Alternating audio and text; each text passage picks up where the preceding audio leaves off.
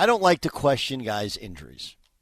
I don't. I genuinely believe if a guy says he's hurt, he's hurt.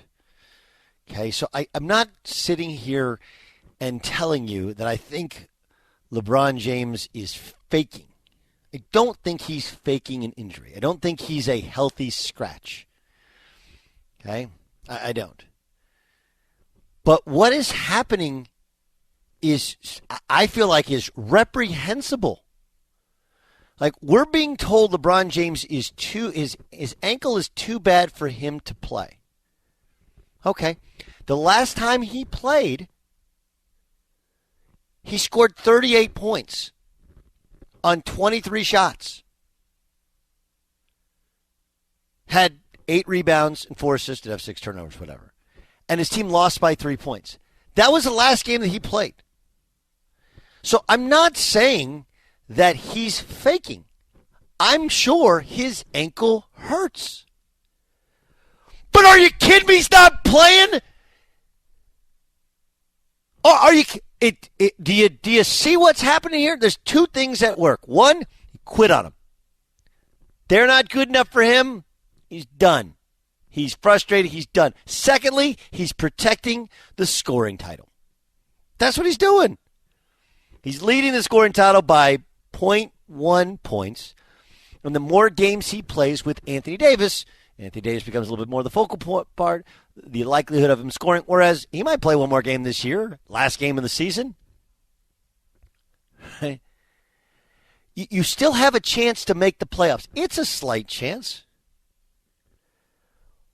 LeBron James wants to call himself the greatest player of all time. The last time he plays, he scores 38 points, and he doesn't play these last 2 games? What am I missing? How is that not offensive? Right? How is that not offensive to anybody else?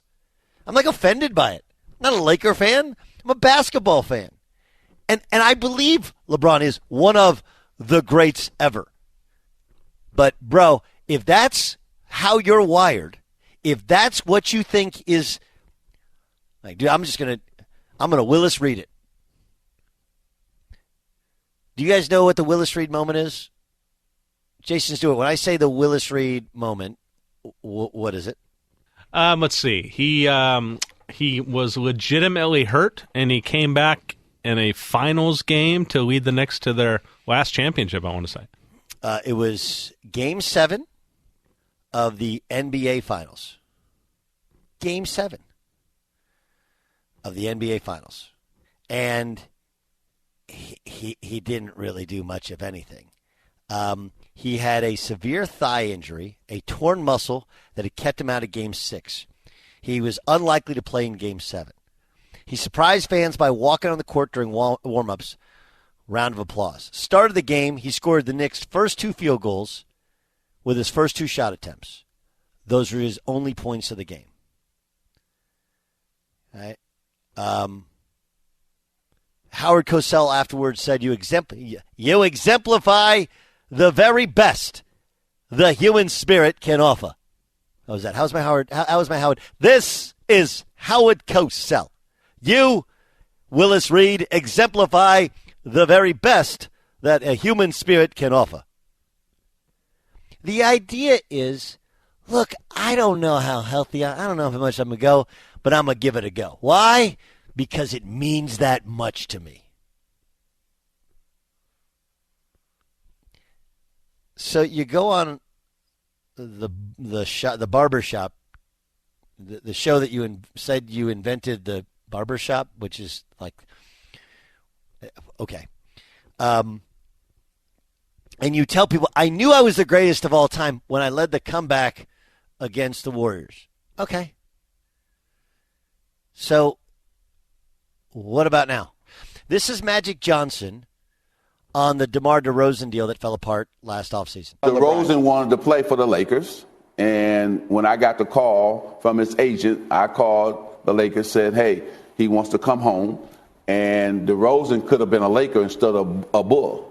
We could have made that deal. But when Russell and LeBron and them start talking, that's when they nixed that deal and went with Westbrook. and he became a Laker instead of DeRozan. I've said the exact same thing. It's a true story. It's actually a documented story. So what, of course, has happened is now all of a sudden everybody's trying to figure out, all right, is Magic working for Genie? What's going on there? Like, no, Magic's just telling a story that everybody knows is true, and Magic was personally a part of it, where DeRozan did want to come home. He did want to play for the Lakers. They chose the wrong guy. Here's the problem with LeBron James. It's always been the problem. It'll always be the problem. LeBron James wants all the credit when they win and none of the blame when they lose. All the credit when things go right and none of the blame when things go wrong. Zero. There is zero accountability. And look, I'm not going to dispute the fact that the team around him hasn't been good enough. Right? He doesn't have to be a miracle worker in his late 30s, and maybe he is unable because of the health of the team to get him to the playoffs. Oh, okay, fine. But, dude, to sit out the last couple games, you go down with your ship. The other thing at play here is I don't think Magic is saying it, but I think he feels it. LeBron James plays for the Lakers. LeBron James is not a Laker. You can be on the Lakers but not be a Laker. Even if you're the best player and you won a title. That's LeBron James. And I think that's the feeling and the positioning by Magic Johnson. You know, Magic's the greatest all-time Laker. No one can tell me otherwise because I lived through it. I know everybody's like, well, Magic said Kobe. Of course he did, because Magic understands that what LeBron doesn't understand. LeBron shouldn't call himself the greatest of all time. Other people call you the greatest of all time. You're like, no, I'm good. You know, Tom Brady doesn't call himself the greatest of all time, does he? I don't think Michael Jordan called himself the greatest of all time. Maybe Michael Jordan did a little bit, but that was only post-career.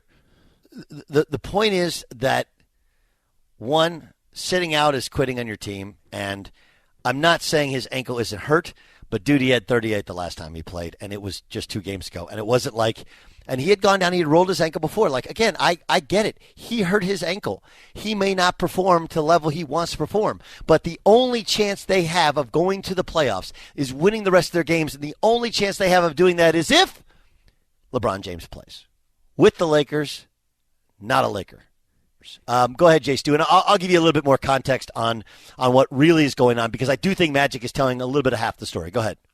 And I like your point about LeBron being a Laker, but not of the Lakers. He's on the Lakers, but he's on the Lakers, but he's not a Laker. Not only did Magic say what he said, but Kareem Abdul-Jabbar hasn't been very kind to that guy. And then you combine that with the story that you told us a few weeks back about what Kobe told you at one night at a bar about LeBron. Doesn't quite get L.A., doesn't quite know what it's like being a Laker type of a deal.